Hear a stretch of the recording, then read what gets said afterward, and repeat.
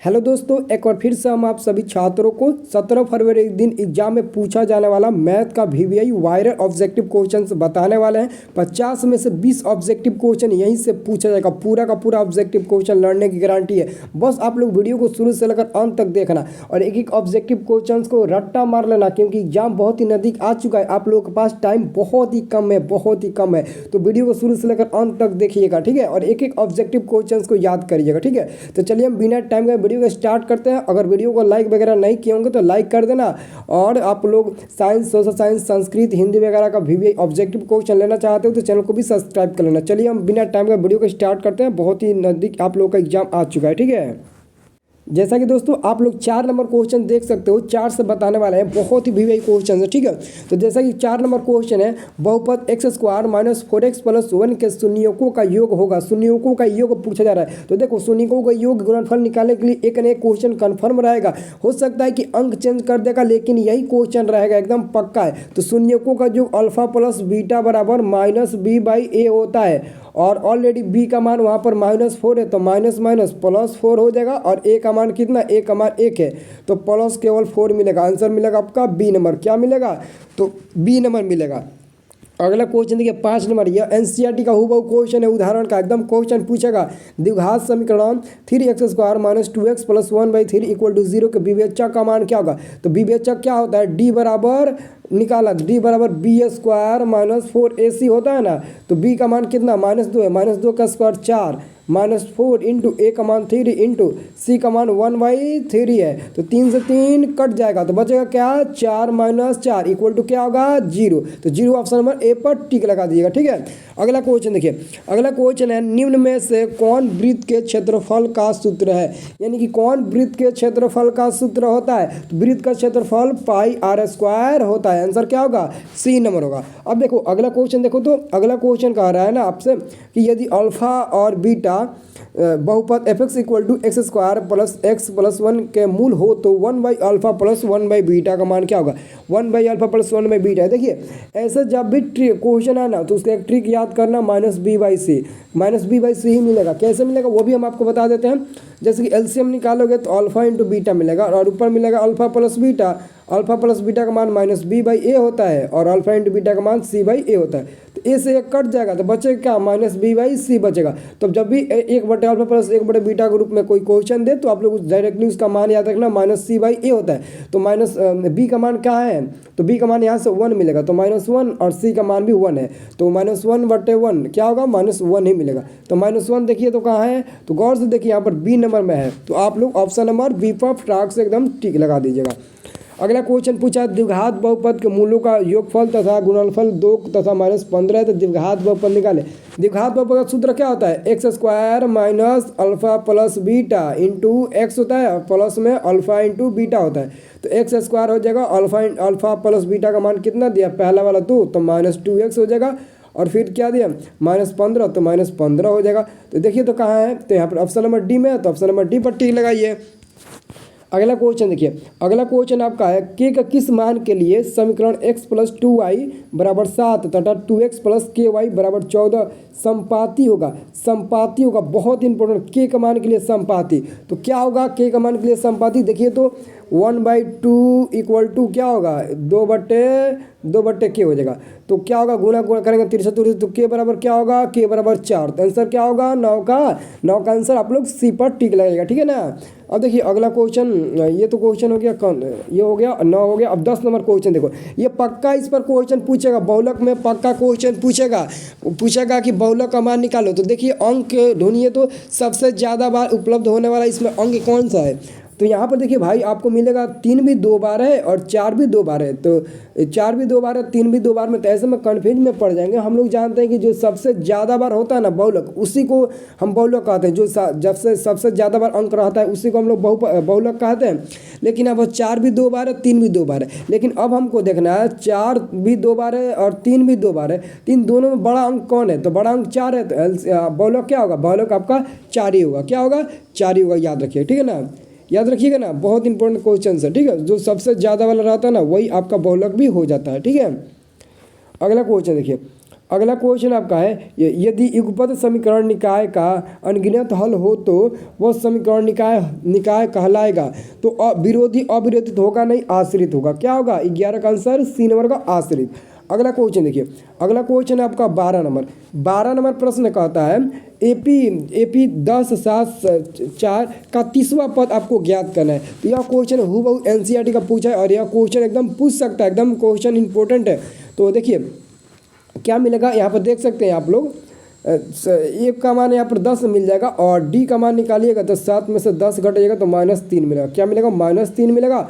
और a + 29d कर लीजिए, 29d करिएगा तो 29वां पद निकल जाएगा। a का मान 10 रखिए प्लस 29 × -3 तो 10 - 87 मिलेगा और 10 में से 87 घटेगा तो -77, यानी कि आंसर होगा आपका सी नंबर वाला। क्या होगा? सी नंबर वाला।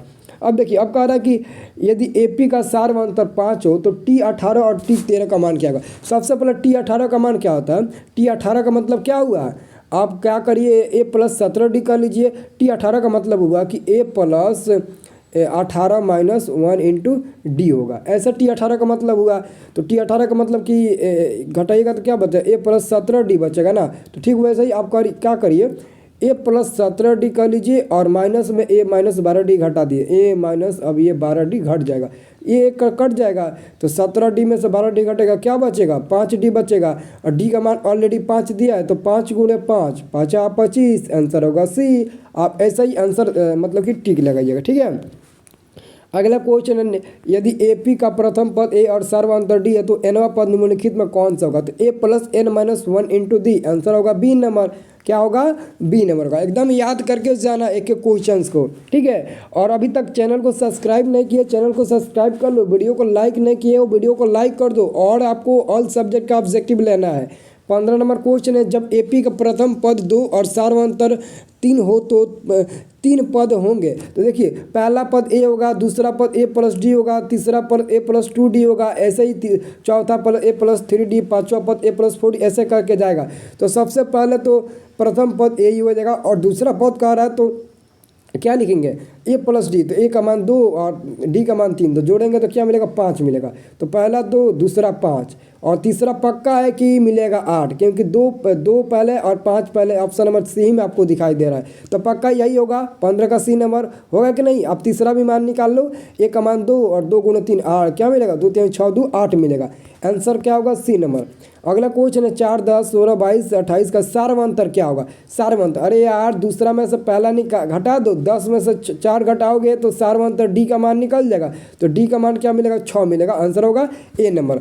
अगला क्वेश्चन देखो दूसरा, अगला क्वेश्चन है त्रिभुज एबीसी में AB एवं AC का मध्य बिंदु D एवं E इस प्रकार है कि D समांतर BC तथा BC बराबर 8 सेंटीमीटर। DE का मान क्या होगा। तो देखो BC अगर BC दिया होगा, DE कहेगा निकालने के लिए ना, तो इसका आधा कर देना। 8 का आधा करेंगे तो 4 सेंटीमीटर मिलेगा। क्या मिलेगा? 4 सेंटीमीटर। आंसर सी मिलेगा।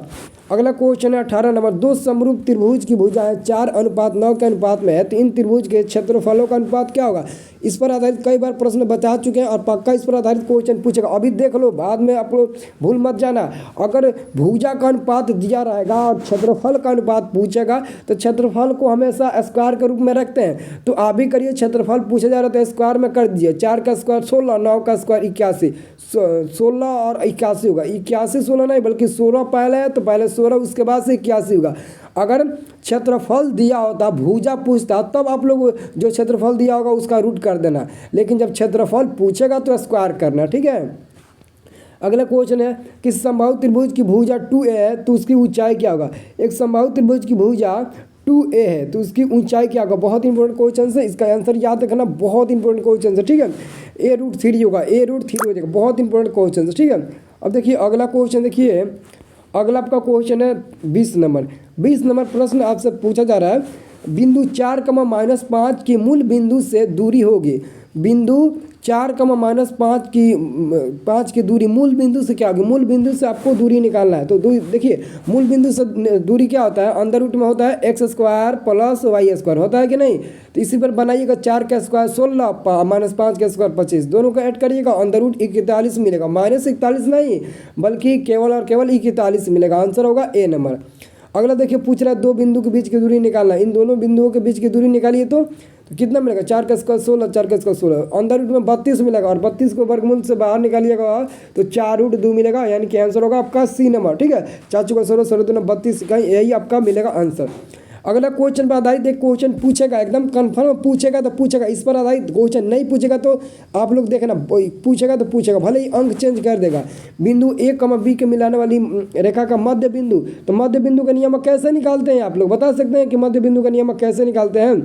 तो क्या करेंगे हम लोग, दोनों बिंदु का पहला जोड़कर 2 से भाग दीजिएगा। अगर मध्य बिंदु का नियमक का है तब तो दोनों का पहला जोड़कर भाग दीजिएगा तो क्या मिलेगा 10, 10 को 5 से डिवाइड करिएगा 5 मिलेगा, फिर दोनों का दूसरा जोड़कर 2 से भाग दीजिएगा तभी 5 ही मिलेगा। आंसर क्या होगा? B number.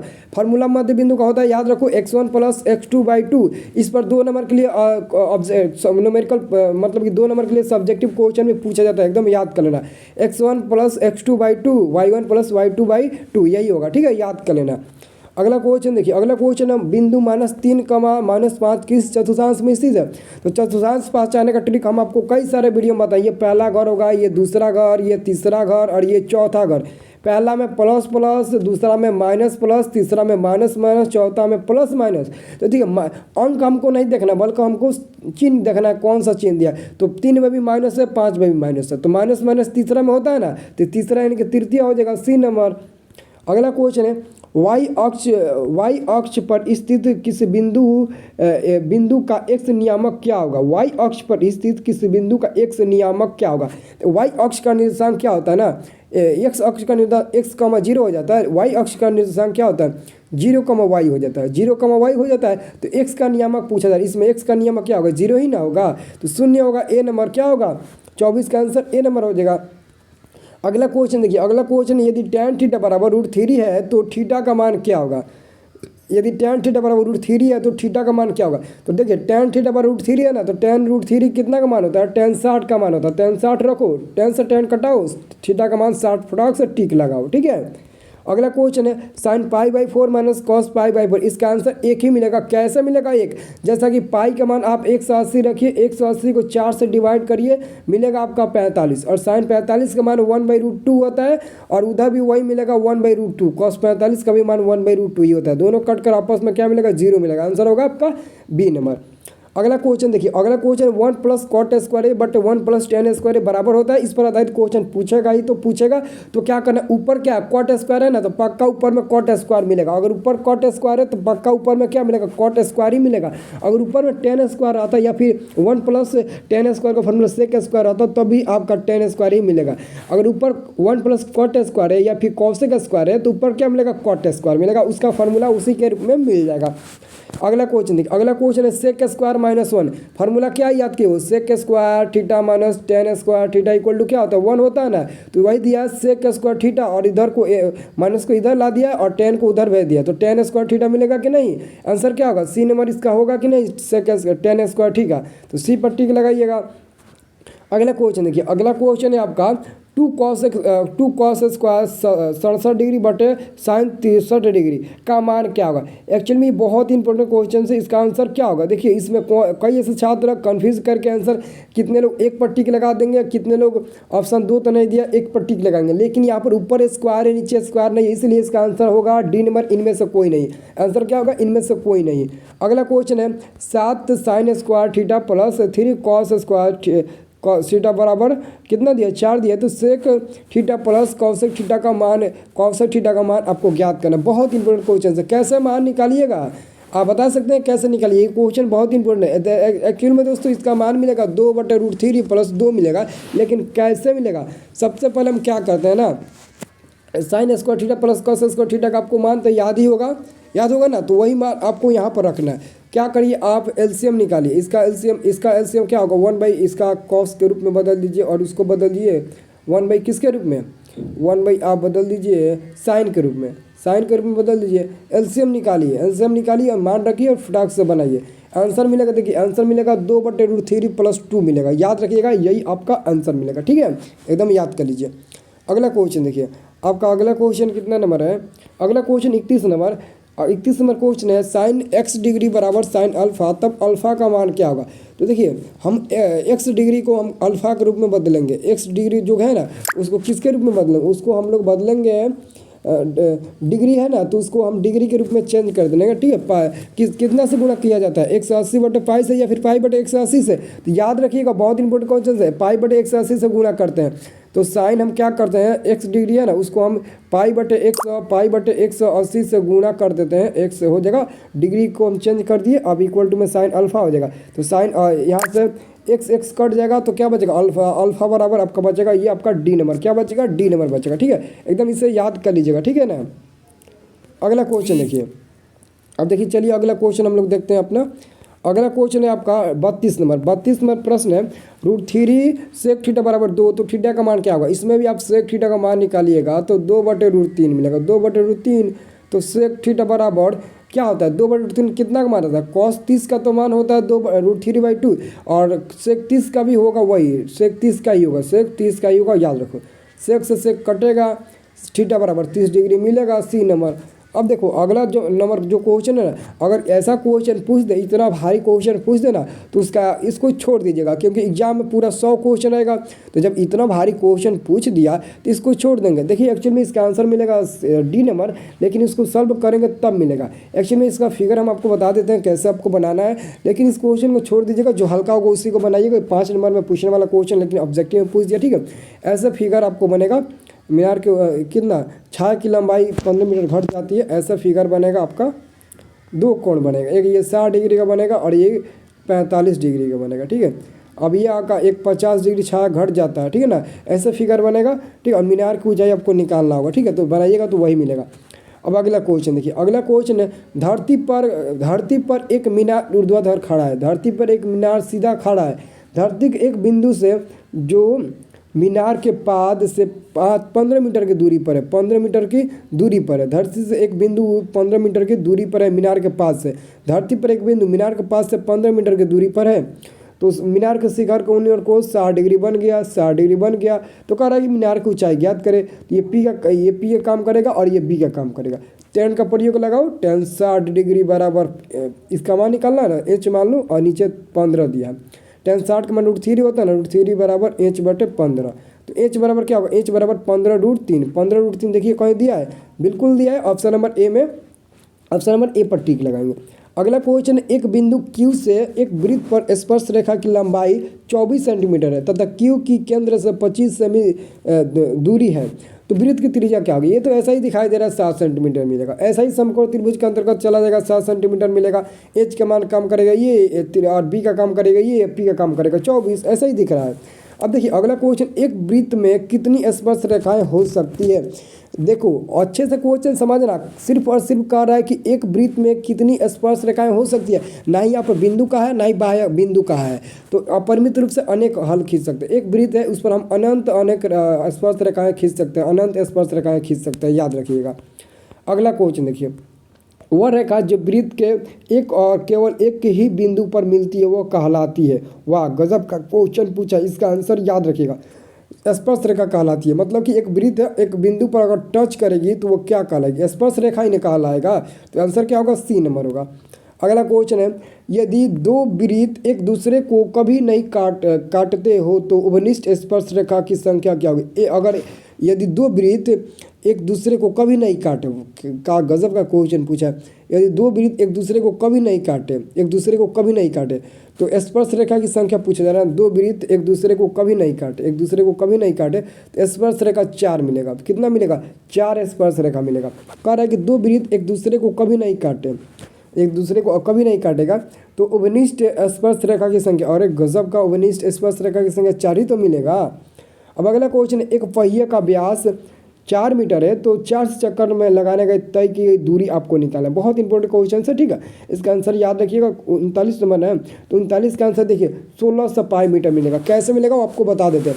जैसे कार एक पहिए का व्यास दिया आपका 4 मीटर, तो त्रिज्या निकालिएगा, तो त्रिज्या क्या मिलेगा, तो त्रिज्या आपका मिल जाएगा 2 मीटर मिल जाएगा ना। तो 400 चक्कर लगाने में तय की गई दूरी निकालना है। तो 400 चक्कर में लगाने का तय की गई दूरी कैसे निकालिएगा, तो सबसे पहले एक चक्कर में तय की गई दूरी निकालिएगा। एक चक्कर में कैसे निकालिएगा, 400 चक्कर लगाने में, ठीक है, तय की गई दूरी आपको निकालना। सबसे पहले एक चक्कर में एक चक्कर में लगाने का तय की दूरी निकाले, उसके बाद से आप निकालिएगा, आंसर मिलेगा 3 नंबर। इस पर आधारित हम आपको 2 नंबर वाला प्रश्न बताए हैं, ठीक है, जाकर देख लीजिएगा, वीडियो उपलब्ध है, प्ले लिस्ट के अनुसार जाकर देखिएगा। अगला क्वेश्चन करें, यदि वृत्त की परिधि और क्षेत्रफल समान हो तो त्रिज्या क्या होगी। वृत्त की परिधि 2πr समान है उसके क्षेत्रफल के बराबर है, तो पाई से पाई काटिए, एक आर से एक आर काटिए, आर बराबर 2 मीटर मिल जाएगा, 2 इकाई, आंसर हो जाएगा आपका ए नंबर, ठीक है। अगला क्वेश्चन है, यदि वृत्त का व्यास डी है तो उसकी परिधि क्या होगा। वृत्त का व्यास डी है तो परिधि क्या होगा, परिधि क्या होता है ना, अरे वाह गजब का क्वेश्चन पूछा है। तो उसका आधा ना होता है, व्यास अगर दी है तो परिधि क्या होगा, उसका आधा ना होगा। नहीं परिधि ने पूछा है, तो परिधि 2πr होता है ना, और व्यास कितना दिया, व्यास डी दिया है, तो डी का उल्टा क्या हो जाएगा, आर बराबर d/2 हो जाएगा, उसका आधा हो जाएगा, तो 2π और डी का मान क्या हो जाएगा, आर का मान यहाँ पर d/2 हो जाएगा, 2 से 2 कट जाएगा, तो पाई इंटू डी मिलेगा। पाई इंटू डी कहाँ है, यहाँ पर बी नंबर में है ना, तो बी नंबर पर टिक लगाइएगा, ठीक है। अगला क्वेश्चन है, एक घन की भुजा ए सेमी हो तो विकर्ण की लंबाई क्या होगी। विकर्ण की लंबाई आपको बताना है, तो विकर्ण की लंबाई √3a हो जाएगा, ठीक है। विकर्ण की लंबाई क्या होगा, घन की भुजा न कर है तो विकर्ण की लंबाई √3a हो जाएगा। अगला क्वेश्चन, अर्धगोले का संपूर्ण पृष्ठीय क्षेत्रफल। अर्धगोले का संपूर्ण पृष्ठीय क्षेत्रफल क्या होता है, 43 नंबर क्वेश्चन है। संपूर्ण पृष्ठीय क्षेत्रफल 3πr² होता है अर्धगोले का। एक घन का आयतन 216 सेमी क्यू है, तो घन का किनारा कितना होगा। घन का किनारा पूछा जा रहा है, किनारा कितना होगा, गजब का क्वेश्चन पूछा है। सिर्फ और सिर्फ किनारा पूछा है, तो किनारा 6 सेंटीमीटर होगा, क्योंकि एक भुजा मिलेगा 6 तो 6 ही हो जाएगा। 6 गुणे 6 करिए ना, 2 से 16 मिल जाएगा और आपका 6 आंसर मिल जाएगा। अगला क्वेश्चन है, किसी असमित बंटन का माध्य और माध्यक इतना दिया है तो बहुलक क्या होगा। बहुलक बराबर फॉर्मूला क्या होता है, बहुलक बराबर होता है 3 माध्यक माइनस 2 माध्य होता है। 2 माध्य होता है तो क्या होता है, 3 माध्यक का मान दिया है 27.9 माइनस 2 गुणे और माध्य दिया है 26.8, और घटा कर देखिएगा ना तो 45 का आपका जो आंसर मिलेगा वो ए नंबर मिलेगा, 30.1 मिलेगा। बनाकर देख लीजिएगा, उसी फॉर्मूला में जो मिलेगा वही टिक लगा लीजिएगा, ठीक है। अगला क्वेश्चन है, बहुलक निकालना है तो सबसे ज़्यादा बार अंक कौन है, तो गौर से देखिए, यहाँ पर भी 2 है और यहाँ पर भी 2 है, यहाँ पर भी 2 है, यानी कि 2-3 बार है, तो फाइनली आंसर 2 ही हो जाएगा। जो अंक ज़्यादा बार रहता है ना वही होता है। सभी वर्ग होते हैं तो सभी वर्ग समरूप होते हैं। सभी वर्ग क्या होते हैं, समरूप होते हैं, चाहे उसका आकार छोटा हो या फिर बड़ा हो, सभी वर्ग क्या होते हैं, समरूप होते हैं। वर्ग यानी कि स्क्वायर, सभी वर्ग क्या होता है ना, समरूप होता है, ठीक है, आंसर याद रखिएगा। अगला क्वेश्चन देखिए, अगला क्वेश्चन, एक पासा उछालने पर सम संख्या आने की प्रवृत्ति।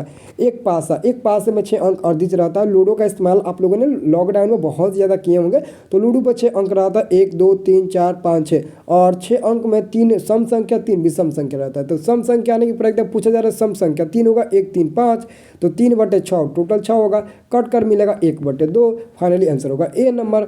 अगला क्वेश्चन, असंभव घटना की प्रायिकता क्या होती है। असंभव घटना की प्रायिकता हमेशा 0 होती है। असंभव कहिए या फिर अनिश्चित कहिए, दोनों का मतलब सेम ही होता है। अब पूछ दिया निम्न में कौन सी घटना प्रायिकता की नहीं हो सकती है, तो हम आपको कई सारे वीडियो में बताएं कि प्रायिकता का मान कभी भी माइनस में नहीं होती है। प्रायिकता का मान कभी भी माइनस में नहीं होती है, तो 100% आंसर सी नंबर होगा, ठीक है। अब दोस्तों आप लोग कमेंट करके बताइए हमको कि आपको अब किस सब्जेक्ट का VVI ऑब्जेक्टिव क्वेश्चन चाहिए, उसका हम आपको ऑब्जेक्टिव VVI क्वेश्चन देंगे। और साथ में वीडियो के डिस्क्रिप्शन में सेकंड चैनल का लिंक आपको मिल जाएगा, उस चैनल पर भी आपको सब्जेक्टिव क्वेश्चन उस चैनल पर दिया जाता है VVI, तो जाकर उस चैनल को भी सब्सक्राइब कर लीजिए।